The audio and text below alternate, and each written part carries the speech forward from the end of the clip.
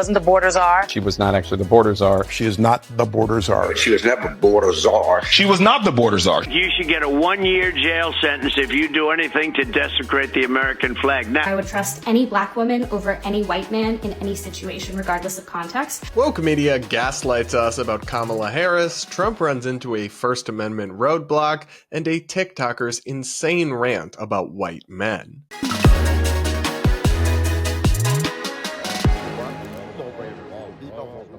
All this and so much more is coming up on today's episode of Brad vs. Everyone, my daily podcast where I take on the craziest ideas from across our politics and across the internet from a center-right, independent perspective. If you're new here, please do consider subscribing and sticking around, and regardless, please do hit that like button and comment with your thoughts as we go along. I do take time to read the comments, and I pick a few to respond to in every episode. Now up first, we've got to talk about some of the most blatant dishonesty and mainstream media gaslighting I've encountered in some time, and that's saying something. Now that Kamala Harris is the Democratic presidential nominee, the mainstream media is going to bat for her, including by gaslighting us in the most brazen of manners. You see, one of the big problems the Biden administration has on its hands is that we've had a real crisis on our southern border, a humanitarian and just a security crisis, a humanitarian crisis, just a real disaster, basically acknowledged across the political spectrum. Whether it's entirely their fault is up for debate, but it hasn't been good, and pretty much everyone honest can admit that. Early in his presidency, Biden attempted to pawn off the immigration and border issue onto his vice president, Kamala Harris. He very openly said she was going to be the point person on solving the immigration crisis. But because that's a weak spot, and because their record on that has aged very poorly, mainstream media is now insisting that Kamala never had an important role on the border at all. The dispute centers around the term border czar, which many mainstream media outlets used when they announced this back when Biden first gave Kamala the responsibilities. But it's not an official title, a czar of something, like a COVID czar or a healthcare czar. It's just kind of an informal phrase we use to talk about somebody who the White House or another branch of the government has tapped and given authority over a specific issue. So there was never an official document that said Kamala Harris is now border czar, but it was kind of an informal media thing that she was assigned after being put in charge in serious and official ways of many issues related to the immigration crisis at the border. But now that that's a potential vulnerability for Kamala Harris, the mainstream media is insisting that this never actually happened. One headline from Forbes says, "No, Kamala Harris is not the border czar." Time magazine says, "Kamala Harris was never Biden's border czar." A USA Today fact checker wrote that Harris's border work was on root causes of migration and she wasn't in charge. Here's a great video from the Washington Free Beacon showing how now, in July 2024, mainstream media outlets are insisting that Kamala was never border czar, was never in charge of the border, but back then, they very much said otherwise. She was put in charge of the border. Nope. She was in charge of reaching out to the South and Central American countries to stem the immigration. She wasn't the border czar. She was not actually the border czar. She is not the border czar. She was never border czar. She was not the border czar. Let's be very clear.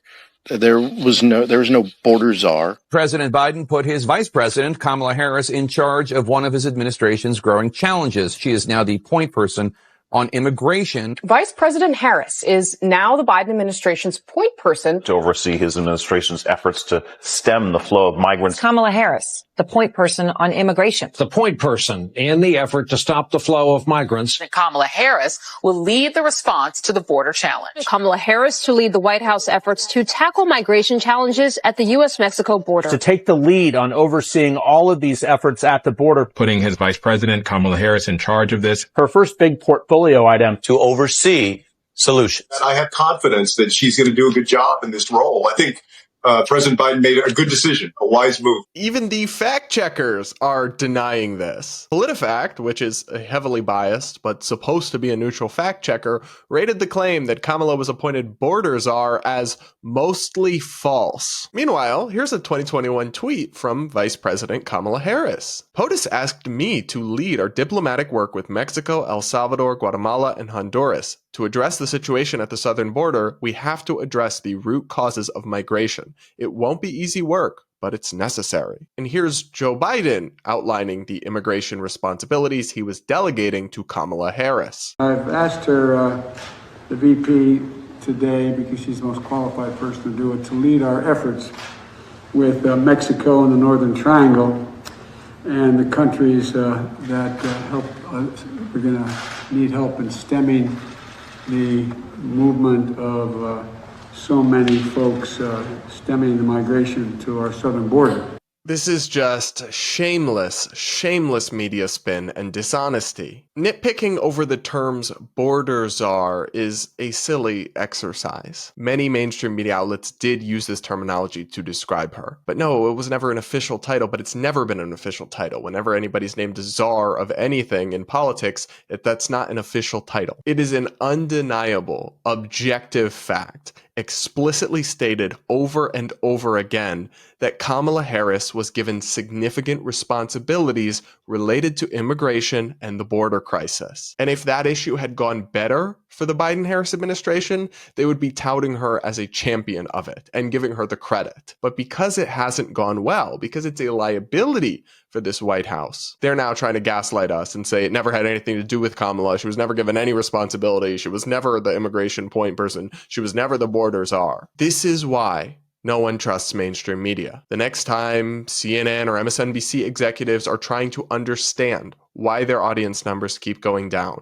why trust among the public in mainstream media continues to decline, just revisit this. This is why. Because you guys don't do journalism and media coverage. You do partisan advocacy for Team Blue, and it shows. It's just so frustrating. No, Kamala Harris is not entirely responsible for the mess at our southern border, but she was heavily involved and given responsibility for it. And just you gaslighting us isn't going to change that fact. We lived through it. We remember it. We're not stupid. I find this kind of thing absolutely maddening because it's just insulting. They're insulting our intelligence by so blatantly and so boldly lying to us when the historical record is there. It's not hard to find. You guys, let me know what you think of this particular piece of media gaslighting in the comments below. Are you as bothered by it as me, or am I just, worked up for no reason? Up next, we've got to talk about Donald Trump because he just ran into a First Amendment roadblock. This week, anti-Israel protesters and agitators took to the streets of D.C.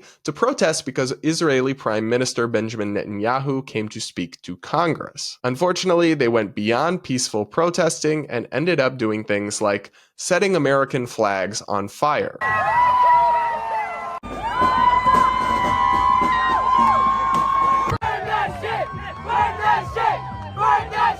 Which, babe, just from a PR perspective, not a great way to make your cause more popular with the public. These protests were denounced by both mainstream Republicans and mainstream Democrats, including Biden and Harris. But now a free speech debate has been sparked because Trump went on to make some pretty controversial comments about this and the issue more broadly in a Fox News interview. Let's roll that clip. So speaking of radical, Mr. President, we've been watching these protests, and while the Prime Minister of Israel was giving a great speech yesterday, you had protesters burning the American flag. They were screaming Allah Akbar. They had the Palestinian flag. They took the American flag down. They were writing Hamas on the bell outside of Union Station. What does a Donald Trump do if he takes office to these people on the street? Rarely have we seen anything like this, and I think you should get a 1-year jail sentence if you do anything to desecrate the American flag. Now, people will say, oh, it's unconstitutional. Those are stupid people. Those are stupid people that say that. We have to work in Congress to get a 1-year jail sentence when they're allowed to stomp on the flag and put lighter fluid on the flag and set it afire. And when you're allowed to do that, you get a 1-year jail sentence and you'll never see it again. And all over the world, Putin and President Xi of China, all over the world, they're watching this. Kim Jong-un, he looks at us like we're a bunch of babies. They see that. That wouldn't happen in their countries. It's impossible for that to happen in their country. Where we look so bad to the world. That was a disgraceful display yesterday. So there's a lot to unpack there. I completely understand why people take great offense at the American flag being burned. I do as well. But when Trump wanders into the territory of wanting to censor people and sentence them to jail for this expressive act, well, he's embracing censorship and running into the First Amendment as a major obstacle. To be clear, the particular protesters from this incident in D.C.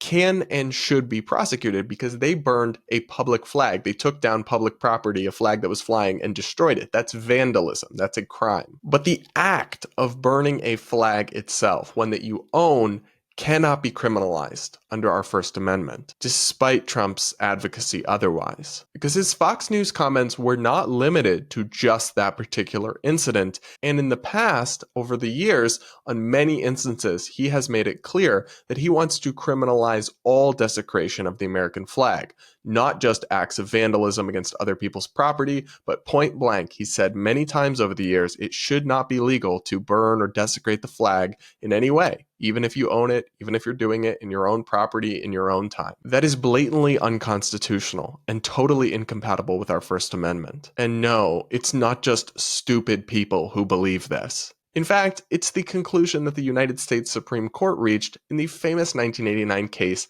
Texas v. Johnson, where they specifically ruled that flag burning is protected expressive conduct. They wrote, if there is a bedrock principle underlying the First Amendment, it is that the government may not prohibit the expression of an idea simply because society finds the idea itself offensive or disagreeable. And that's the key point. A government that can criminalize flag burning can criminalize hate speech or anything that some people find very offensive. That's not going to work out well for conservatives and Trump supporters. And guys, this Supreme Court decision, no less a conservative legend than the late Antonin Scalia, joined the decision. He was in agreement with this. And Trump has praised Scalia many times over the years. But I guess he's just a stupid person too. Now, one counter-argument that I've seen many people make online is they point to instances where people have gotten in trouble with the law for vandalizing a pride sidewalk or destroying a rainbow flag. And they say, well, if it's going to be a crime to desecrate the rainbow flag, then that should be applied to the American flag. But again, in these cases, they were destroying property that doesn't belong to them. Thanks to our First Amendment, it is perfectly legal to go buy a pride flag,